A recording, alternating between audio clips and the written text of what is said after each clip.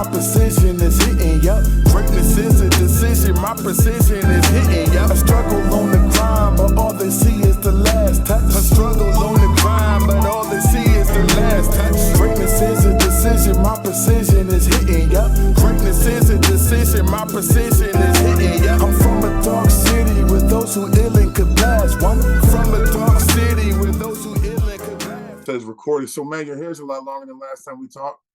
Hell yeah, man. Yeah. Looks good, man. Looks good. It's out there now. Yeah, man. So welcome back to Boss Code TV. My thing, man, this time is I really wanted to start doing this again. I've been preoccupied doing the food show we started and just, life in general. And I really don't know why I stopped doing these interviews because it was fun and I felt like I was getting some leverage really quick. But here we go again. So I'm going to start them back. And me and you have been talking, you and I should say, have been talking for a while about getting together and doing an interview again. So this is good. A lot has changed since the last time we talked. Man, you're into a lot. And I just got to say, first, let me bring everybody in. Welcome to Boss Code TV. We're back. I'm here with Eric Sattler. Eric is a genius. And I got to say, people who watch me knows the last 3-4 years I've been dabbling more and more video stuff, and it's starting to become more. So I started because of a necessity, right? Not having anybody I can really count on. So now it's becoming more kind of like a passion. It's kind of strange. I didn't expect that, but I have to say, through this, you have been from afar my number one inspiration to get better. Because I see you on my timeline all the time. I'm like, man, this dude is just out there having fun with this. You know what I mean? Sure. Yeah. So we did an interview years ago. Let's just start from the top, man. Let's talk about who you are, what you do, and we'll go from there. Well, my name's Eric. I'm out of Austin, Texas. I do video production from small businesses to music artists to corporate. I worked with the NFL, DraftKings, stuff like that. For the most part, man, I just build a lot of content and produce a lot of content, and just whatever I think of, I put it in the world. I think that's one thing I've always believed in is like if you're gonna leave anything, leave your ideas and part of your legacy out here. So whatever that may be, whatever picks up and catches on or gives people inspiration, I'm honored to hear stuff like that a lot. I don't think about it when I do it. I just do it. But part of that stems from a lot of the questions that I get asked every day of like people like yourself who may have video questions or, I get calls and messages all day and night for me to help people.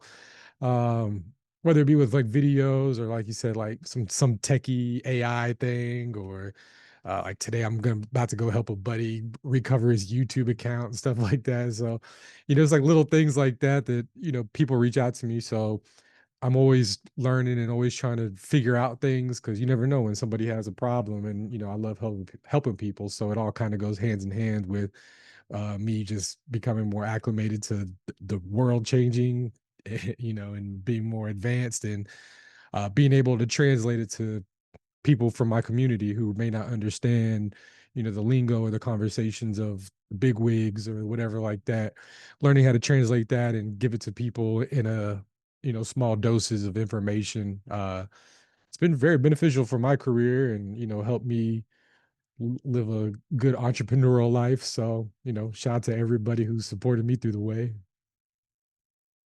Man, that's real cool. And like I said, the coolest thing is I truly have been able to see your evolution, man, and your elevation and just your growth. I mean, I think we've been Facebook friends for, man, at least 15 years now. Yeah, for sure. And that's at least. I think it's been more than that. Yeah, But I think it's just so. wild, man. I'm always looking like, man, this dude is he's having fun, he's figuring it out. And I'm watching you grow from being somebody who just enjoyed doing music videos to somebody who's doing everything in movies and shows and yeah, it's just beautiful to see, man. Talk a little bit about, you mentioned that you did some stuff with the NFL and who else did you say? DraftKings. DraftKings. How did you Yeah. get involved with that? So I was working with a former NFL player and Longhorn player here at UT named Kenny Vaccaro, and I was one of his lead editors. Um, and so creative director wise, I would always be put in position to like come up with concepts for shows or digital content pieces and stuff for the week or for the month. And uh, we got a chance to work with Micah Parsons because they had the same manager or agent. Um, and so they hooked us up with Micah Parsons, and we did a show called Swag My Setup, and we basically went into his room and redid his whole gaming system for streaming and everything like that. So that was dope. I had the opportunity to go to his house, meet him, uh, rearrange his room, redesign his custom build a whole, $11,000 PC. It was like really crazy custom work inside of it. And then so with that, we partnered with NFL for advertisement and uh, putting together the content show. So I was like working side by side with NFL Films, and we came up with like strategic partnerships and stuff. Some of it didn't all the way quite fall through on like some of the choices that we had because of time crunch, because of the OTAs that he had to do and everything like that before season started.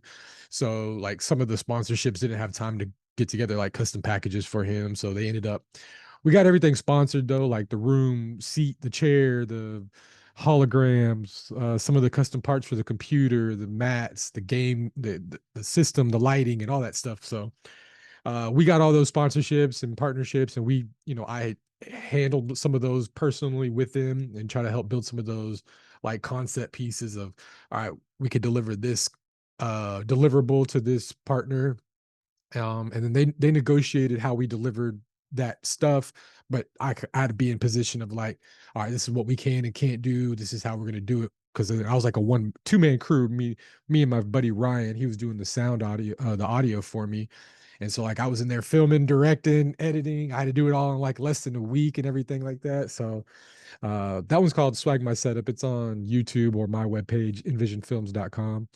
And then with DraftKings, when it got closer to the holiday, football season was getting into the holiday, and then the NBA was kicking off and everything like that. So around this time in 2023, um, we were working with Johnny Manziel.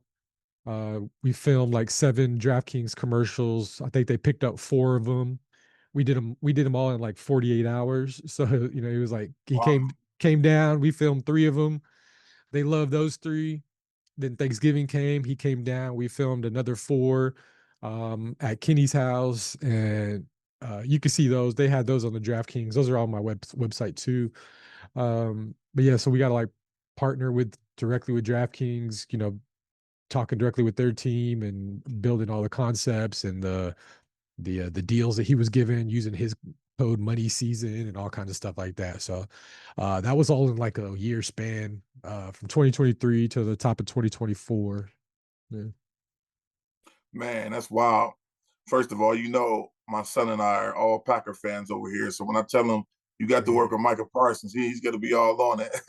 Yeah, yeah. He was a cowboy first, don't forget, but we messed that up. Oh, I know, man. We'll see though, man. That's really cool. So how does that work, man? Because when you say you came down, you shot some stuff for DraftKings, like do you just shoot it and submit it to them? Is that what Yeah. happens? Yeah, so they gave us a sheet, and the whole briefing basically had everything that they were looking to do conceptual wise for, all right, we have these deals specifically tailored for Johnny Manziel. And then, they worked the deals out of like his pay and what we got paid and everything like that. And so they're just like, submit these videos with these quotes or this script, or come up with your own script. So we did their 2 scripts. We came up with 2 scripts, and then we filmed those. They liked the first round, they liked 3 of them. And we only submitted 3 in the first round, and then the other one we submitted 4. So they liked 2 of the 4, but we rushed literally in like 24 hours. Like we filmed 4 of them in like a 4-hour, 5-hour span. We did like a Thanksgiving one. We did like him shooting basketball, which they picked up. And then we did like another one where he's just laying on the couch and checking his stats and everything like that. But yeah, they just send that briefing over. You just film it, submit it, whichever ones they take. They really don't even tell you. They just kind of like post it and they're like, hey, thank you. Here's y'all's pay. Thank you. And then you're like, Wow. cool. And then you see your work and you're like, oh shit, I filmed that. Oh shit, they released it. Oh, there's another one. It's like a week span. We had, like I said, we had like seven. We had seven submitted. They released four of them, and then the other three they kind of like scattered them out for like stories and shit like that. So not all of them like made the feed. Some of them just went story specific. So we had a film for both of that stuff that was just like quick stories, let it go for ads and stuff like that. And then other stuff was like featured stuff, which was cool. Tagged with Johnny on his wall, DraftKings wall, their Twitter, his Twitter. It was kind of like everywhere in their socials. So it was pretty dope. Man, that's real cool. So regardless, they buy whatever you create and you don't know what they're going to use yet. You submit it after the briefing, you submit it, and then if they approve of at least two of them like they wanted, then yeah, you get your Oh man, yeah, that's cool, man. yeah. Man, that had to be a pretty good feeling. Yeah, man, it was dope, and they hit us back instantly. Like when I submitted them like the same day we had the briefing. The next day we filmed because he was already going to be down here with us. And then I finished them all that night. I did all the edits and I submitted them like at 11, 12 at night. And shit, the next day that they hit us up with a pay. And I was like, all right, yeah, well, that was Man, quick. it was just like that. It was just like that, bro. Like it was dope. Wow. Yeah. I mean, I So, had to so change like one text thing, but I mean, they approved it. Like it was just a text. The way that I put a text, they just needed like a little different verbiage on there. But yeah, mm, like the whole filming and everything, like they loved the concepts and shit that we did.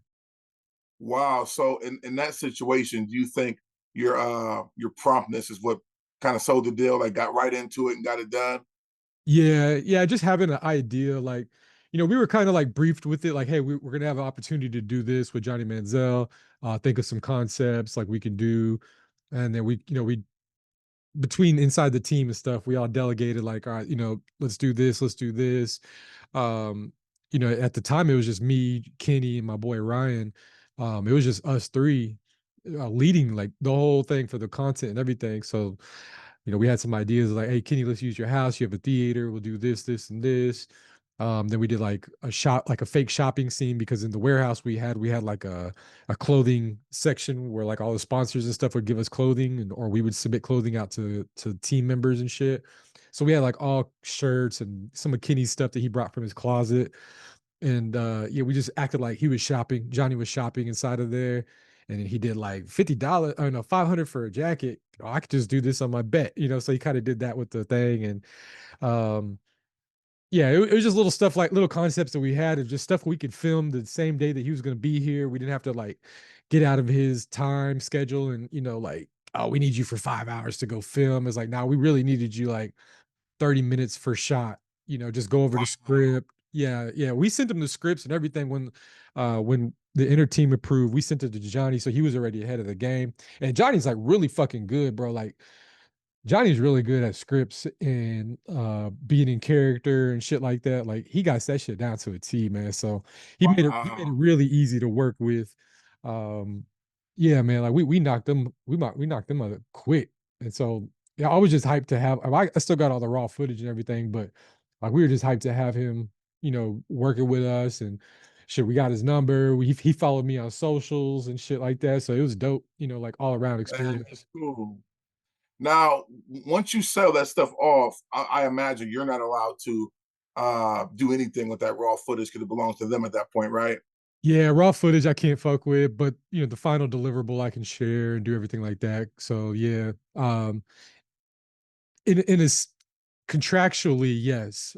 So there is still the ownership of the footage. Like I wasn't obligated to like delete it or not contain the for the footage because it was like used for advertisement. They really didn't have like too much of that going on. It was more so like can't repurpose it. But yeah, so I'm able to like keep it, use the final delivery, use like reference photos and stuff like that. I can still do that, but I just can't recomposite a whole advertisement. And obviously I don't want to because I don't want to Right, I don't want to make another free ad for DraftKings, but for sure. yeah. No, it was Yeah, cool that's though. cool, man. That's cool. Uh, One thing I seen you really get into, and at first I was very reluctant. And even though I started tampering in it, but I was very reluctant, and I still am because I don't know what society is going to be. But AI, Mhm. Yeah. the talk of the century, right?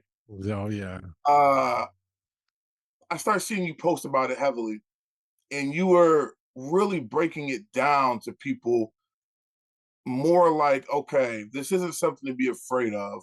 This is the next evolution of society. And since this is what it is, basically, it should be embraced, it should be used, and you're showing people how to use it.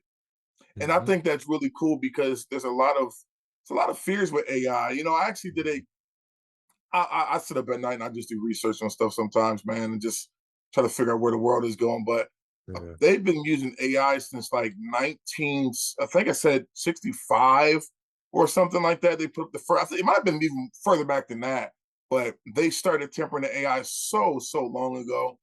And I know when we get stuff, that means it's owed to them, right? That Yeah, means 100%. you know what I mean? They're It's at like, least 25 years old for sure. exactly. So seeing what you were posting and my knowledge that okay, the the powers that be are always very ahead of us. So they're just releasing it now because now they can make money off of Well, it's just more it. You controlled know? now.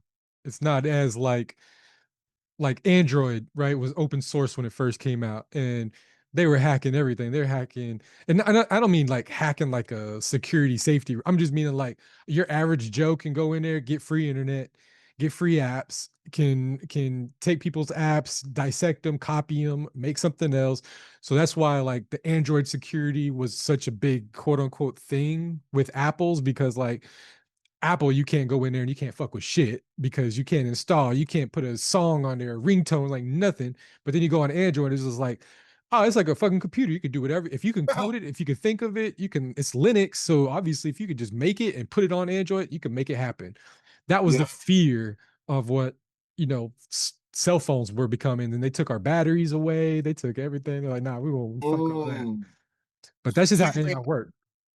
you think that the whole taking batteries out of phones that had to do with that? Oh yeah, because if you take the battery out your phone, everything's gone. There's no power system to it. There's no data connection. There's no traceability. There's no nothing.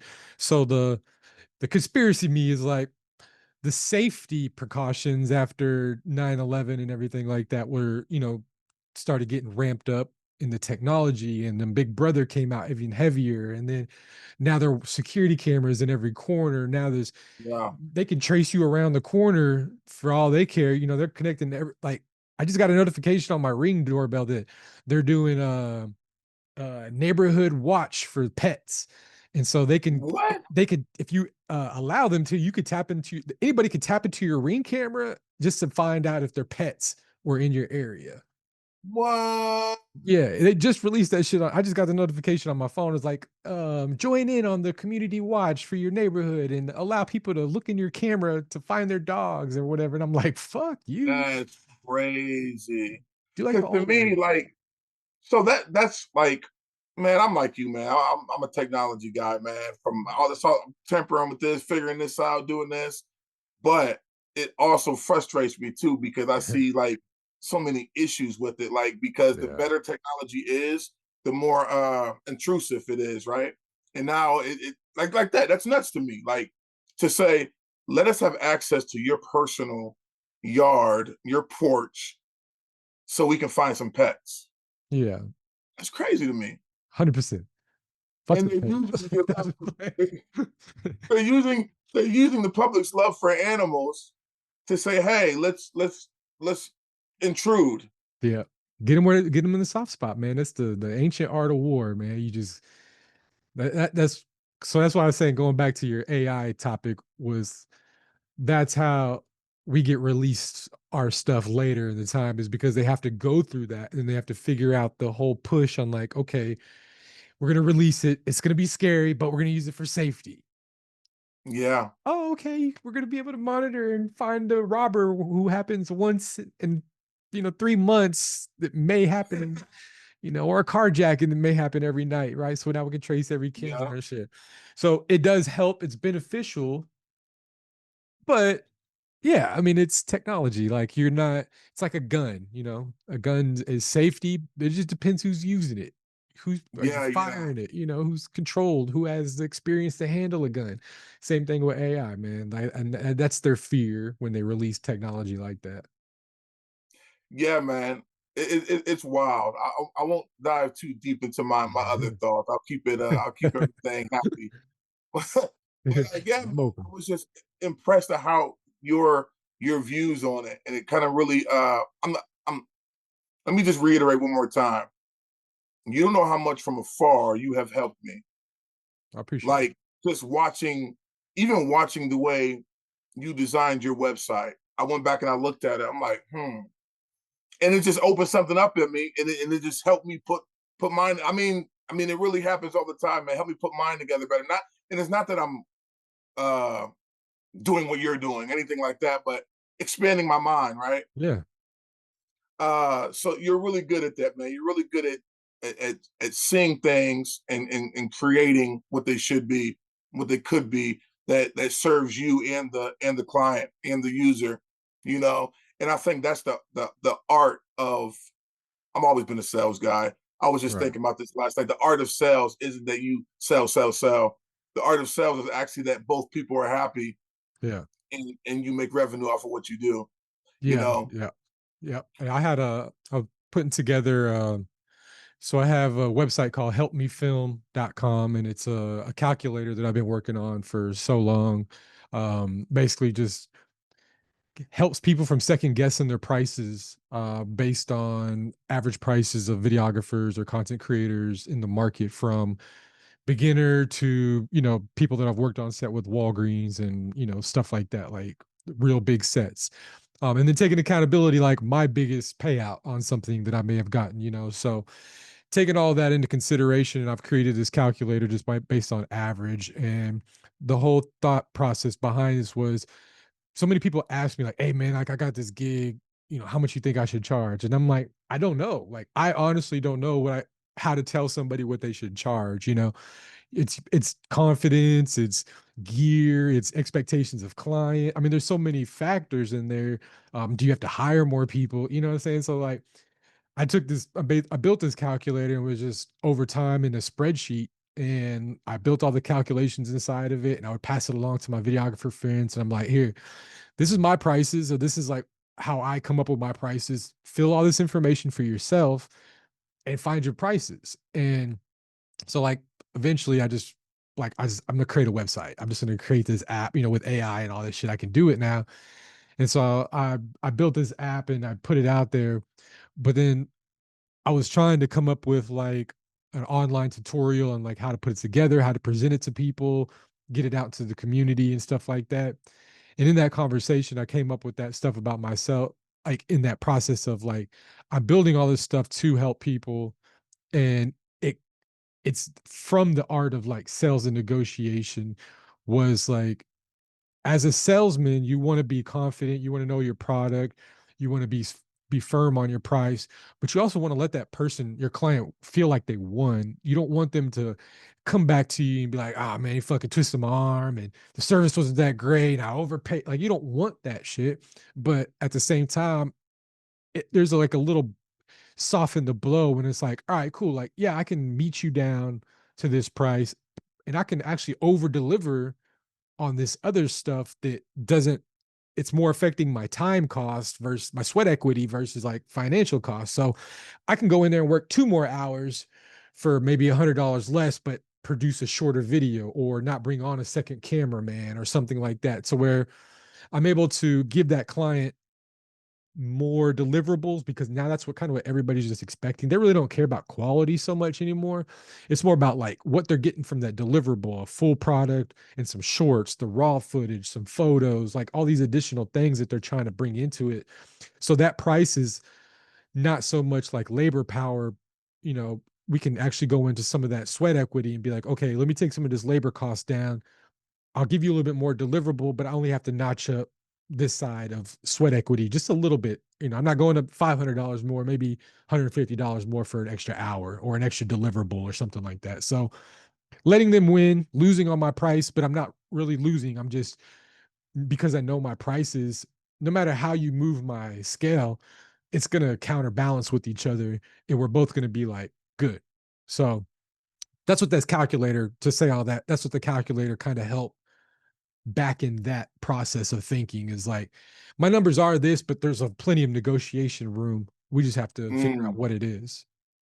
right. And I think that's so helpful for people. And I definitely want to share that out for you because me being somebody who's new to the video stuff, and it took me a while to want to say that I can do something for somebody and make money for it because I'm I'm I'm I'm kind of a perfectionist. You know, even before we did the food show, I've been wanting to do this food show for years and years, but I was nervous, feeling like I wasn't ready to walk into a public place and say, "Hey, I'm going to do a professional food show." It Mhm. took me a while, and finally one day it said, "Boom, it's time." You know, and but even now I'm doing a little some stuff here and there for people, and you get kind of so nervous when you start talking the money part of it.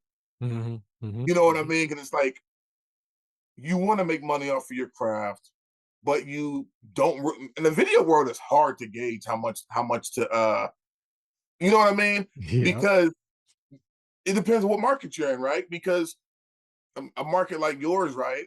You're probably getting way more than a market than from Ohio, PA area and a smaller area. You know what I mean?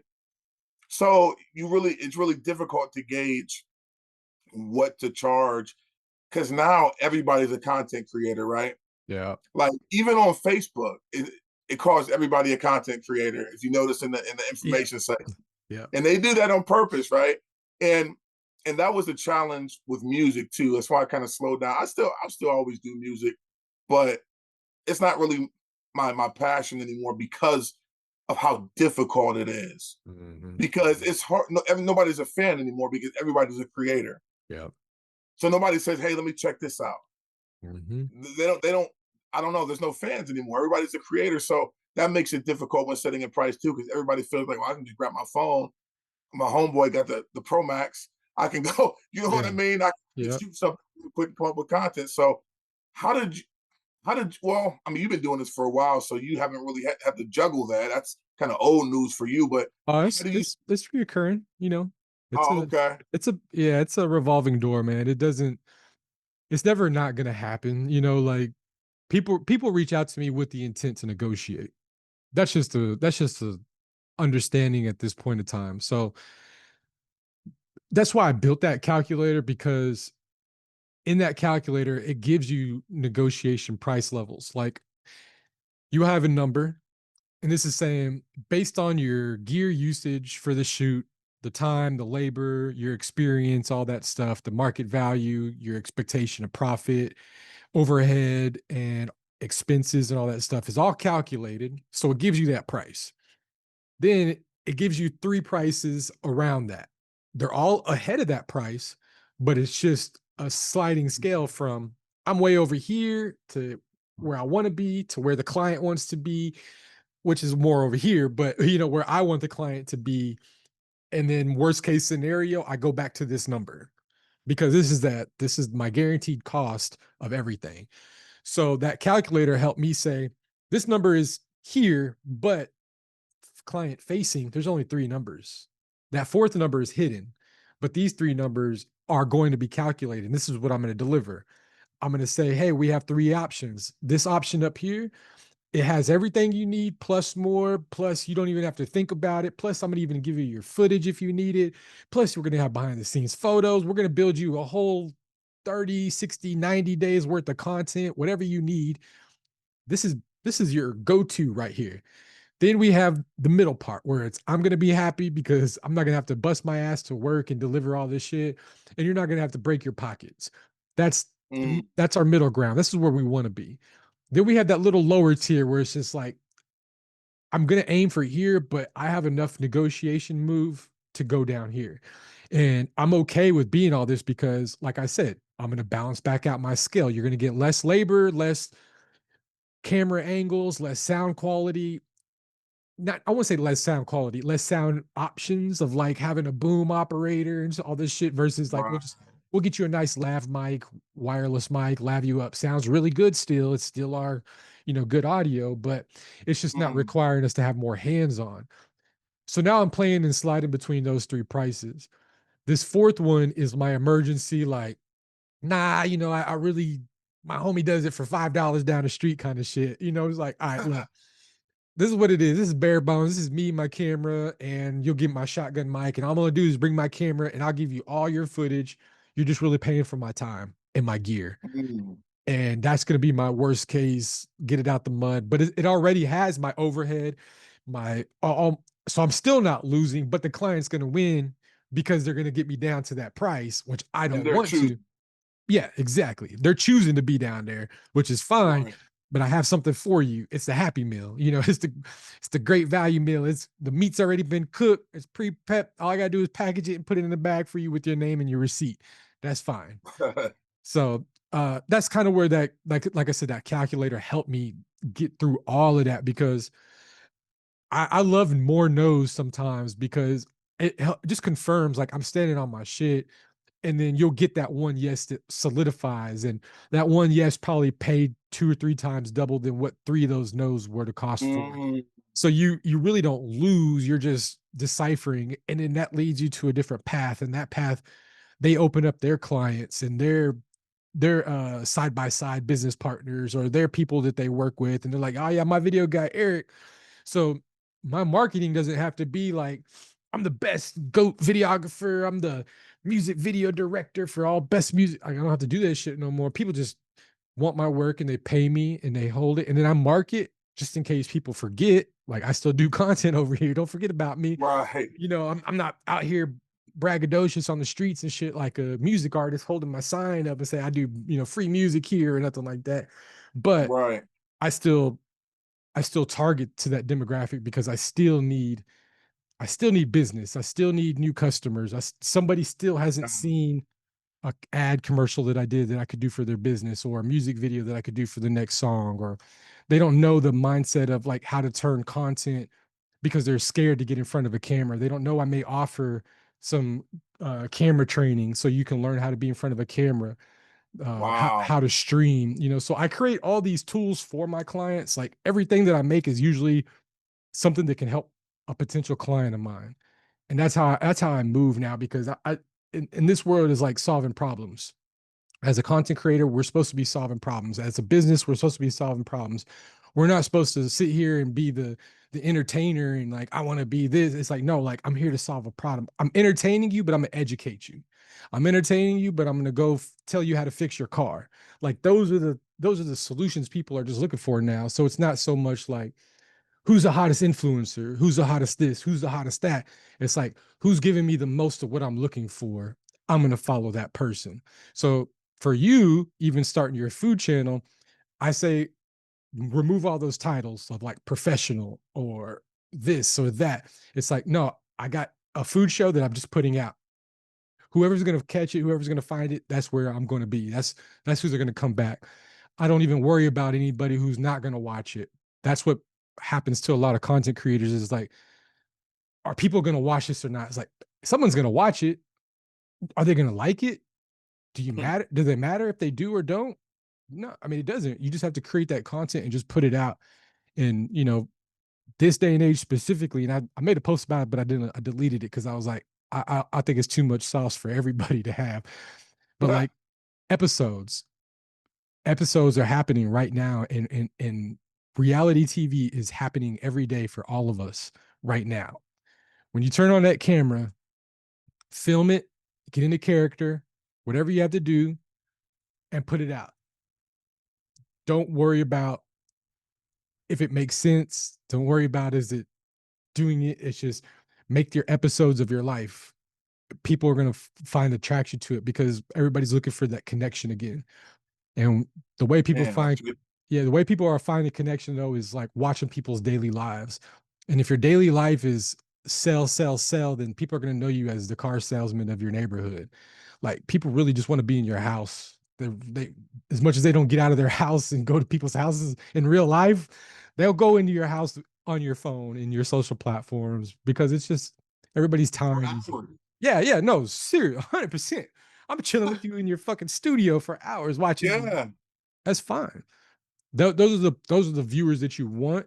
And I think when people start focusing on that more than let me just always sell my business or my service, that gets tiring. And I've always hated that. And that's why like I don't do a lot of like, hi, I'm Eric. You need video service? Like I hate that shit, bro. I hate Yeah. that shit. And all my clients that I work with now, bro, like we just tell their story. I go follow them for like 2 days and then 2 or 3 days. Well, most of my clients are out of town when I do, so we go out there for like 3 days for sure. So I'll go out there one day to just catch up, plan, one day to film all the stuff that we need in front of camera, and then one day of just B all 3 days, but the main day of like B-roll footage. So we're capturing the scene of the cities and all that, setting up those setup shots. So that's what I'm just doing now. Is like I'd rather catch that reality show episodic feel of somebody's business than like, hi, I'm Mike. I'm selling fucking my lawyer services. Like, nah. I want to see what Mike does in real life because what he does in real life tells me if I can trust him as a person. And I think that's just where we're Yeah. at, as where we're at as a business now. I mean, as a community, like everybody's just trying to find out who they can trust. There's a lot of Yeah. less trust. People are going back outside now after COVID and shit. Cause I think that's the last time we spoke. Everybody was like locked in the fucking house and shit. So Yeah, man. so people are just, I mean, we're 3 years removed for that, if at max. You know what I'm saying? Like, Yeah. so A lot of trauma still. it's a whole bunch of trauma. And so people are just rebuilding that connection. And the more people focus on that. So when I saw you were doing your cooking show, I was like, oh, this is gonna be perfect for him. Like this is gonna be a great thing because you like talking to people, you do music, so you're good with being in front of the camera. And then you got your lady with you. So now y'all are doing like a team thing. So you're not feeling like you're pulled away from your family, pulled away from your Exactly. time. So you have a lot of like that good benefit to roll with, and I think that's why you're excited. You're treating it like your baby. Like I gotta perfect Yeah. this. Don't do that, bro. It's already perfect because it has you and your lady in it. So you have two, one like in the rule of film, like you have two people on scene, so you're automatically a third wheel is somebody watching. So now you're building Mm, an easy connection. Like that's like the cheat mm, code. It's like two people on camera, bro. So you, man. you got that. You got food. Everybody loves the food channel, Food Network. Everybody gets stuck on them shits, and then they get hungry, and then they're gonna go try out. And now you got free advertising, free marketing. Now that's working for you. Then your name's still in there with the Boss Eats and everything like that. So you're still keeping your boss name in there. Like you got a lot good stuff going on. So, I say that to say like, don't worry too much about like the professional part of that. Like, Right. just kill And it I like do that. professional. Yeah. And I appreciate you saying exactly because I do that. I will sit here, man, I will sit here and work on every little thing. I'm like, no, we need this, needs to look like this. I mean, some of that is good, right? Right. Yeah. Some of that is good because presentation is the first impression is what people remember. But there's also a side to me that probably needs to let go sometimes. Mhm. Uh, Most times. I'll say most times. You say what? I say most of the times I tell people it's gonna be most times that you need to let it go. Yeah. Just let it happen, man. Right, right. And I, like I said, I think it's because I'm so new at the video stuff, right? Because it used to be like, okay, I'm an artist. I need a camera to do some stuff here, stuff there. And then it became, okay, I'm doing interviews with people. I need a camera to get through the day. Now it became like, okay, I want to do this show over here. So now it's like all types of Buy the equipment. And then, gear. Yeah. yeah, which is crazy expensive, by the way. I don't even, anyway, you already know. I see it. I see it. I was looking the whole time like, man, this guy got everything. Yeah, that whole thing. That's my camera, my bigger camera. All those are lights in each one of those crates, all the way down Wow. there. Those are all those big ass studio lights, spotlight shits. Those Yeah. I got those donated from the Bastrop School of Arts. They donated all the What? shit to me. Yeah, they called me up and asked me if I wanted them, so I took all of that shit. They gave me like Wow. $20,000 worth of gear, bro. Like I got a whole $7,000 cart and everything full of gear. That's crazy. Yeah, I say Man, that's dope, man. but yeah, it just comes from being so new at it. 'Cause even with music, man. Oh, it blinked for a minute. I don't know what that was. You see that? Yeah, yeah. No, I was gonna show you my second camera. Oh, okay, I got you. I got my little rotating lazy Susan over there. I do all my product stuff Oh right man. there. My son when he was a baby. My pillow. Like I said, those are all lights. Man, that's crazy. Drone case, more lights, tools. And then I got three cases over here. They're all filled up with like sumo monitor, all kinds of fucking gear. That the sumo monitor alone is not like 1,500. I think when damn, Wow. it's expensive out here, man. Yeah, it's expensive endeavor, man. It's expensive endeavor. I think I've been building up for like you know what happened, man? Look, because you know, I've always done Boss Code Magazine, which I kind of put that in the back burner too, because I just want to focus on the food show right now and this and you know, other stuff, but whatever. I brought Cormega in town, hip hop artist Cormega, Hmm. and his uh his homeboy was here, Will. Shout out Will. He said, Des, you really need to start just getting camera equipment, shooting your own videos. And that's how this whole thing started, man. You should start shooting your own videos. So I had basic stuff to do interviews. But I never had like real deal equipment to shoot videos and do all this stuff. And it was at that one little seed was planted, man. And I shot him out all the time. I hit him up like, man, I just started a food show. I would have never did this if it wasn't for you making that suggestion.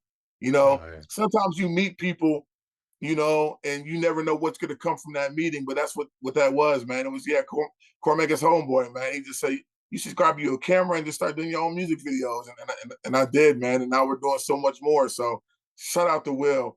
But yeah, man, I overthink things. I didn't do that with music because I've been doing music for so long. I write a verse in 10 minutes and just go up and spit it.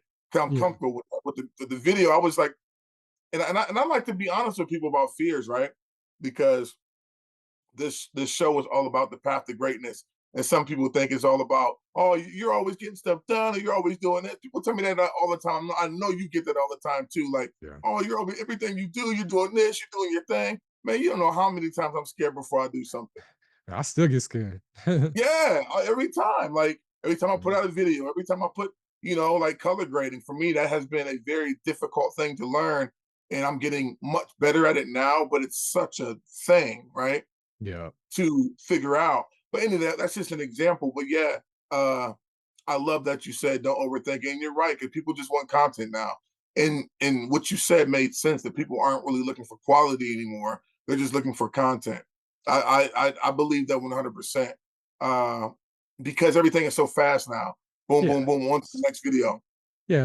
I mean, like you said earlier, though, like you can pick up an iPhone and a lot of people in the iPhone video world, like people who are just fans of like iPhones in general, but they're also in the video world, they're like, your best camera is the one in your pocket half the time, because it's right there. And, they're saying that the iPhone 17 and 16 are like cinema cameras. So they're doing what all these Blackmagic RAW cameras and all these 4K cameras are doing right now. So the excuse isn't necessarily there anymore to like, why don't you have content? It's more Right, so like, why are you scared to put out your content or scared to right, remake that content or see something that goes viral and put that into your craft? And how can you mimic that and redo that into your craft?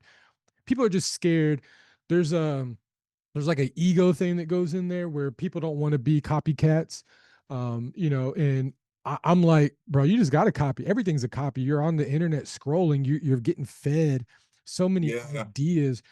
The concept is always going to be copycat, but the message, the delivery, the person, all that extra stuff that has to go into consideration when you create it is going to go in there. You're not going to deliver like that person. You're going to have your own flavor, your own style, your own verbiage, their own message you're trying to get across. So not everybody has seen that specific influence piece of content that you are influenced by. So it's going to be brand new to them. And that's what happens a lot with me too, is like, I'm just so like looking for trends, looking for what's good, what's bad. I'm surfing the internet all the day when I'm, bored and watching YouTube videos and watching how the new younger kids are moving and how they're doing.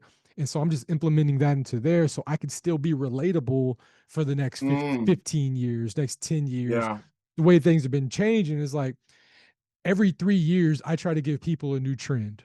And I'm gonna tell you, and I tell people like follow this trend. When COVID happened, I'm saying I told people, and I told the people at my network and everything, and this is why like I bumped heads with them a lot, was because I was always like, we need to get the users involved. I wanted to do what Tubi was doing during with that company that I was working with. They didn't want to. So I said, all right, because they wanted the bigger dollars. They were looking at the bigger picture of things, which I totally understand. Right. But we just had the ability to create a Tubi version where we can get users to submit it, get a lot of ad dollars, pay these people out, and still everybody wins.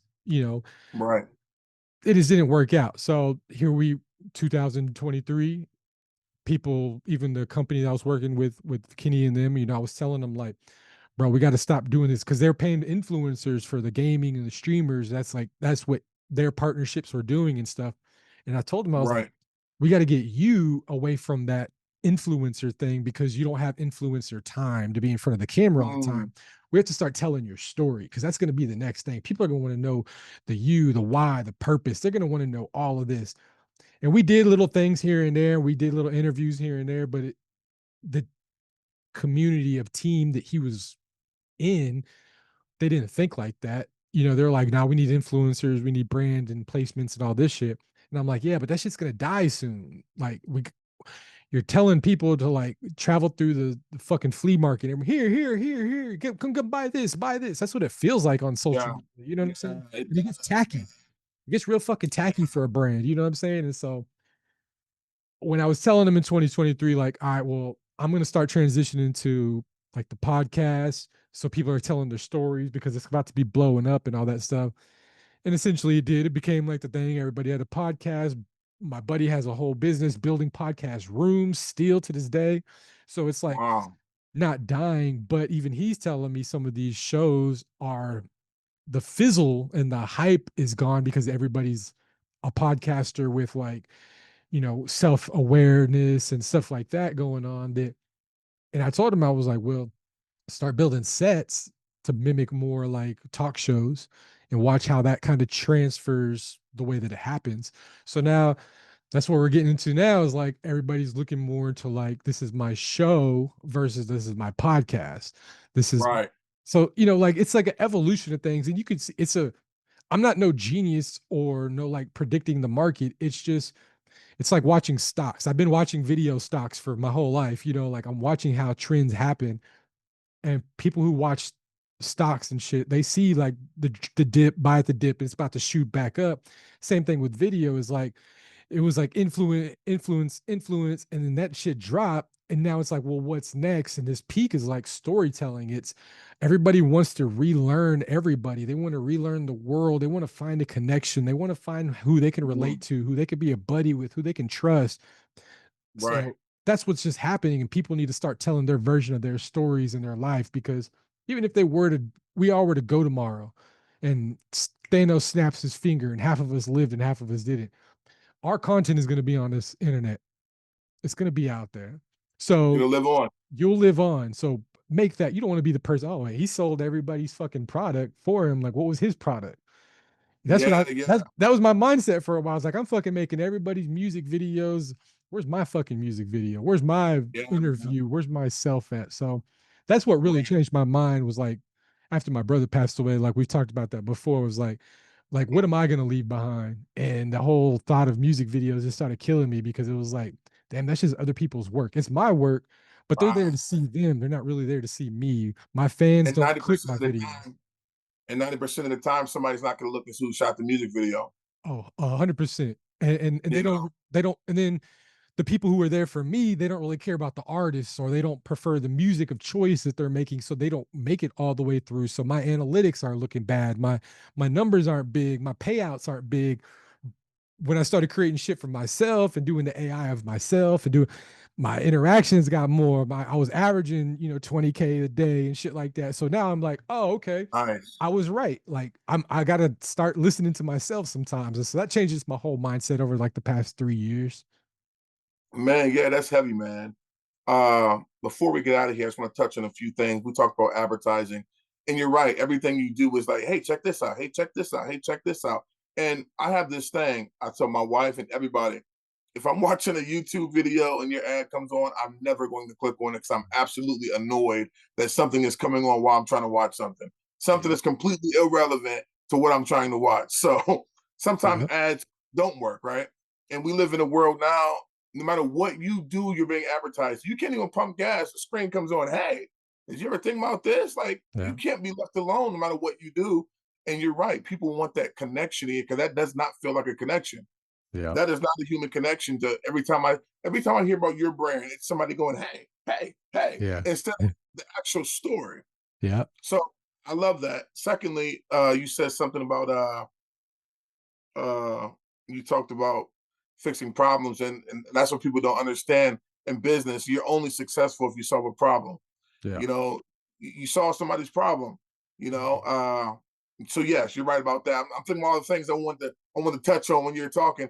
Yeah. And one thing that hit me a few months ago is that we live in this viral world, right? Like, oh, this, like, if you would have said, I'll say like 15 years ago, if you would have said, I'm putting a video out, oh, I got 500 views, you'd be like, ooh, I got 500 views. Yeah.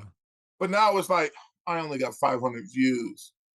That's 500 people that tune in 2 days to watch your video. Yeah. That's pretty good. Yeah. So this idea of viral is like, if it doesn't go viral, it's not successful. Yeah. You don't need to go viral to make a living off of what you do. Not at all.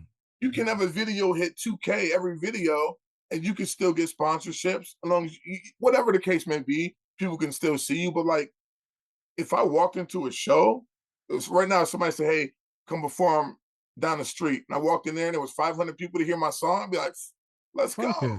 That's in most clubs. That's a packed out club because they only get like 300 people in some of these clubs. Yeah, you showed the club out. Yeah. So why, when we look at video views, we go, "Oh, I only got 300 views today." Yeah. It's a lot. No, 100%. Yeah, I showed a picture one day. 300 people today. Yeah, no, I showed a picture of 100 people in a crowd versus 10,000 people in a crowd, and I was like, it don't matter what number you're choosing, depending on that room that you're in. 100 people is 100 people. That's a packed room, and if you're not taking advantage of that, that's the problem. It's not the views. It's your problem now. Like, you got 100 people watching for sure. No, you're 100% right. Dude, it's crazy because you ever listen to Myron Golden? Mm-mm. Check him out sometime, man. He's a business guy, got a lot of money, and he talks about just like business strategy. He happens to be a godly man too, so he'll put scripture into it. But really cool. I'll send you a link or something. But Oh yeah, he always talks about how when he started his YouTube page, he's probably in his 60s, if I had to think, but thousands and thousands of people tune into this guy. He does funnels, he does all these networking events. He's huge. But he talks about how you just have to start. And some people feel like if they're not getting a lot of views, it's embarrassing. Or if they don't quite know how to do it, it's embarrassing. No, that means people get to see your progression. yeah, You just have to start somewhere. And the problem is, and I know you've been in the industry just as long as me, meet so many people. So I can't tell you how many people I've met. They have all these big, so-called big dreams and goals and things they want to do. And to this day, have never done them yet. Oh yeah, Because they don't want to start, because they think they have to be perfect before they start. yep. Or they just think, I don't know, some people just scared to put themselves out there. And you know what, in this day and age, and I'll say this before we get out of here, it can be an intimidating world to put yourself out in, because the comment section is absolutely insane. No matter what, have a button to turn it off though. Yes, right, you're right. But it's crazy though. No matter what you're doing on camera, somebody's on there going, "Oh, that sucks," or whatever the case. It's a wild world we live in. But anyway, that's social you media. gotta overcome that and just put yourself out there, man. Hey, this is the place that people want to be. You got to take it. You got to take all that shit. If you don't want to be on social media, make a movie. If you don't want to be in the theaters, build a poster outside or something. I mean, Right. You gotta take that with a grain of salt because man, as many as people as there is that they're gonna be like, oh, this is shit. I'm gonna tell you, yeah, this is so shit, man. Tag your friend, come tell them, come watch this shit. Let them see how bad this Right. shit is. Tag everybody, share this shit. This is bullshit, y'all. Yeah. Share it. That's where that's where that mindset just got to come in, bro. Because man, it's gonna be like, I mean, you're a sports fan, so you see the sports talk, like the sports culture. I think that It's crazy. helps me a lot with being a videographer because we're talking shit. I'm over here protecting LeBron. I'm over here protecting the Yeah. Cowboys. Like for Right. 39 years of my life. Like you think I'm not? I can't take somebody talking some shit to me. So Right. come in with that mentality of like, yo, this is like barbershop. This is like the locker room. It's gonna be a bunch of shit you're gonna hear and talk. You just keep it moving, ignore it, turn the comments off, delete it, hide it. Leave a comment, joke, laugh, share, tell somebody to share. I mean, that's like the best way that you can handle social media now. Just like, yeah, you're right, it is trash, man. You should share it with people, let them see it. Yeah, man. You're right. Is there anything you want to say before we get out of here? Any advice you want to give? Anything you're working on you want to talk about? Yeah, a couple of links, man. Like I said, helpmefilm.com if you need an online pricing calculator. You do get one free. There is a coupon in there if once you do use your one to get another three. Build your 3 quotes for free to your client, test it out. There's a subscription on there later on if you do like it. It's really cheap. um, and it's a lifetime unlocking, so you don't ever have to pay monthly and shit. It's just a one-time payment. So it's not a subscription, it's a one-time fee. And obviously mine, ineedfilming.com. That's how to book me for turning your life into episodic reality show style films. And if you got music videos, The Real World, REEL, The Real World.live. Drop your music video link every day. We feature everybody's submissions on there, TV shows, put your boss code, the boss eats on there. Drop the link inside of there, and then that Yeah. way it can add it into rotation. And yeah, that's about it, man. If you want to practice streaming, if you're a streamer, you want to practice streamer, go to streameru.live. Practice streaming with AI bots and record it, watch it like film, learn where you're bad at talking in front of the camera. It'll help you out. I use it for myself, and that's what helps me get through my podcasts and my tutorials and shit. Uh, that's about it, though, man.